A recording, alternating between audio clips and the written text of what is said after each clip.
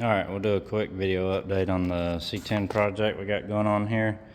So yesterday kind of went sideways. We were supposed to go down to the dyno, and then my dyno operator got sick, so he had to cancel on us. And I was supposed to have another customer come build a rear end for a Tahoe, 05 Tahoe, and something happened with them, so they weren't able to make it yesterday morning. So I was trying to figure out what to get into. So I went ahead and had this engine was sitting over there, and I was like, well, now we got a C-10 project, we got need for an engine, so I'll go ahead and try to get it together while I got a little bit of time here. So went ahead and cleaned everything up. I had already worked on it and tried to get it together before, and then life happened and get distracted and work on other things. So anyway, decided to go ahead and get it back together. So it's got new bearings in it, cleaned the crankshaft up and everything, honed it, and I was looking through my spare rod and piston box, and there's two different ring packs. You got a later model pistons have a smaller ring up top and then a thicker ring below, and then I guess the early ones, they had the same thickness top and second ring. So the only rings that I had for the flat top pistons, I had the gaps were, the top gap was like 26 and the bottom was over 30, and I was like, I don't need that much gap. I don't want that much gap, because this one's going to be NA. I did not want the dish piston with the valve release. These are LY6 pistons. Now, I did not want them because I wanted a flat top to get my compression up, but it's what I had, so it's what we're gonna go with. So I went ahead and got everything cleaned up, checked. These had about 19 on the top ring, and looked to be decent. So went ahead and cleaned everything up, got the ring packs set up, got them in, got it together, and I'm undecided on heads for this one because I've got a set of 823 heads, that one right there, and then the other one's at my machine shop buddy with the dyno. So he's got it fixed for me and ready. I was gonna pick it up when we went down to the dyno. So I've got the 823 heads, and I also have the 243s off of this one. So I'll give this customer credit for his top end, basically. If he agrees to that, I mean, I'll talk to him. And he also, this one's got the 4L65, so again, I'm going to see if he'll do that, or I might do an 80. I'm still undecided, but again, I'll talk to him and see what he wants to do. If he wants to, get a credit towards my labor doing that, or sell them to me, or however he wants to do that. But I also have some 862s, which will get the compression back up. I know they got smaller valves and all, but I've got a couple of those intakes are for rec port, and then obviously that's a Trailblazer SS intake. So we'll just see what happens, but I want to get the bottom end together, so we can just, had some time to kill and need to get something done. So I went ahead and got the short block together. And then,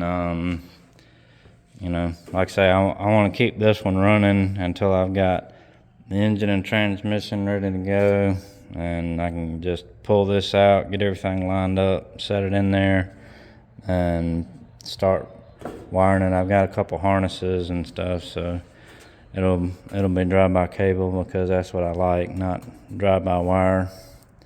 So, and then I talked to my buddy.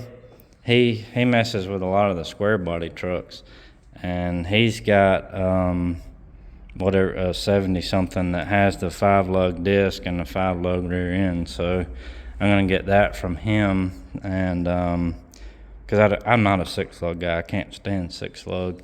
I don't know why they ever did a 6 lug, but I want to get obviously disc on the front, and then have the matching rear, and then gear it accordingly. But I was happy that he had that stuff readily available, and yeah, so it's slowly coming together.